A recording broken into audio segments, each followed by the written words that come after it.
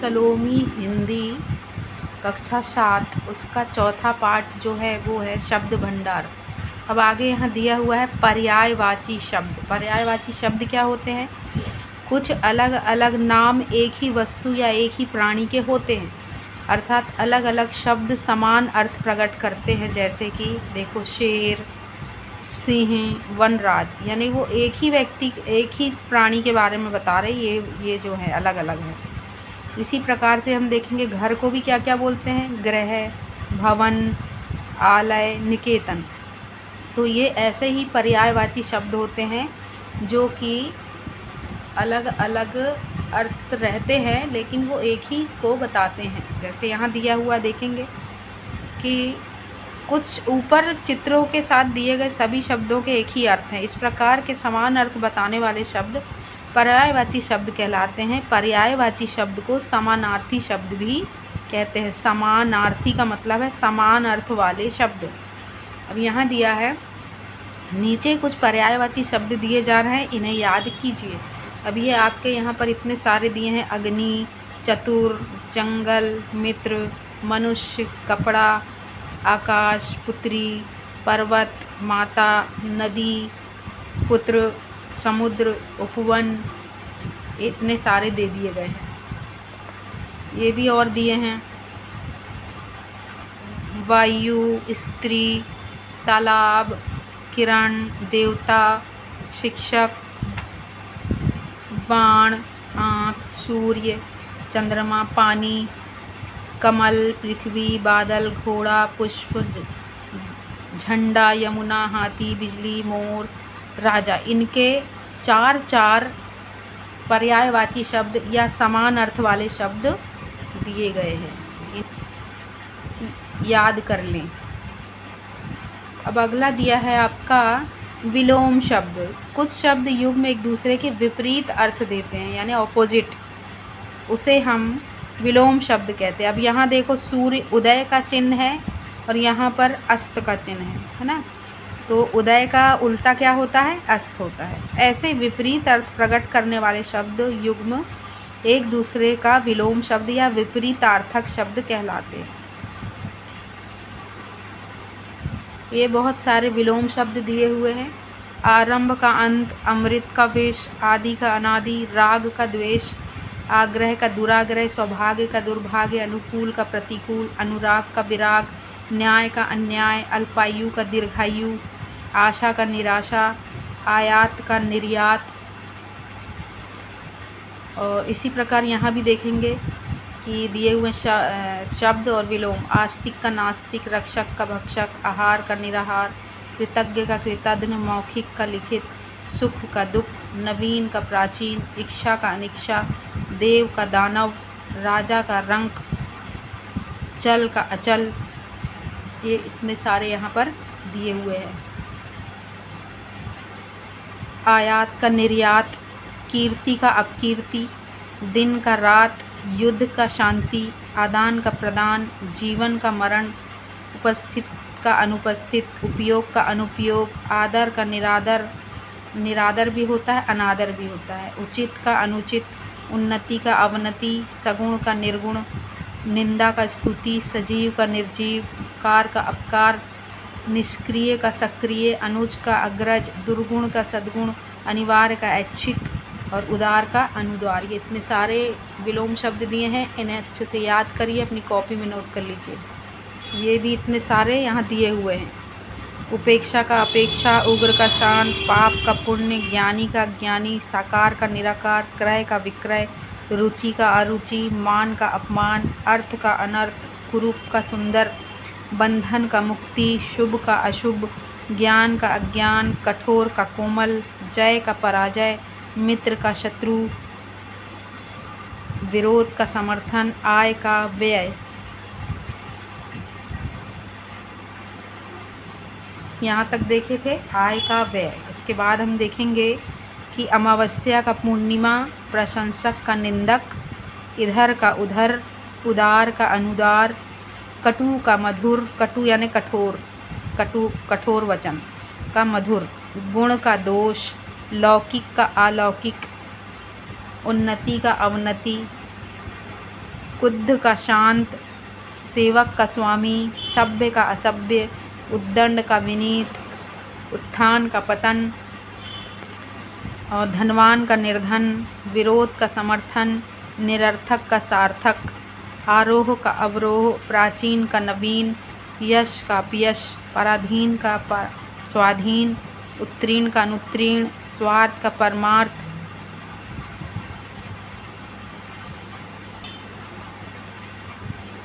यहाँ तक देखे थे परमार्थ। अब है स्वाधीन का पराधीन, धर्म का अधर्म, चंचल का स्थिर, हानि का लाभ, सज्जन का दुर्जन, सदाचार का दुराचार, दुराचारी का सदाचारी, जीवन का मरण, दयालु का निर्दयी, हिंसा का अहिंसा।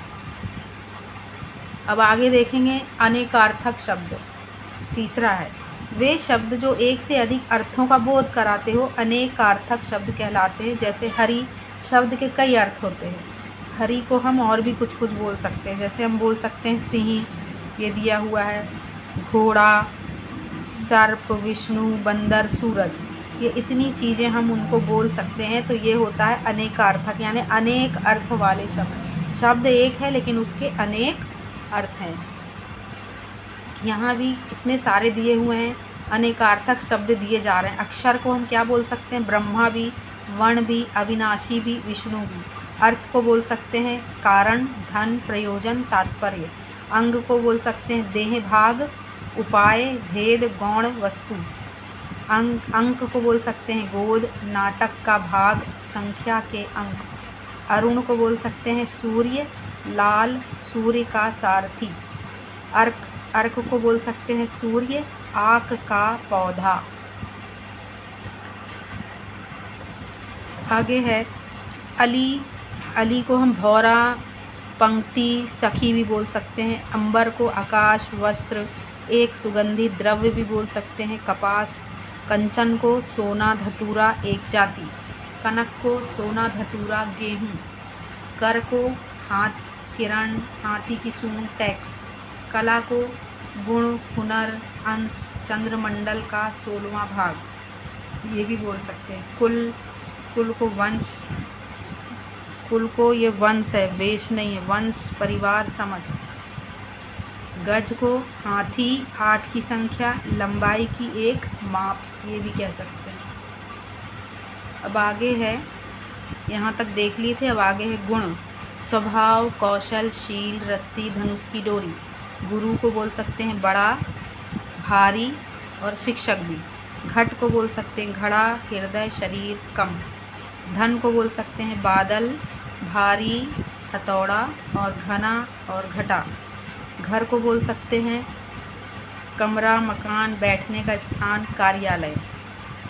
फिर है चीर को वस्त्र भी बोल सकते हैं, चीर वस्त्र। और फाड़ना, चीर हरण, सुना है ना, दुर्योधन ने किया था पंचाली का चीर हरण, तो इसलिए उसको वस्त्र फाड़ना ऐसा बोल सकते हैं।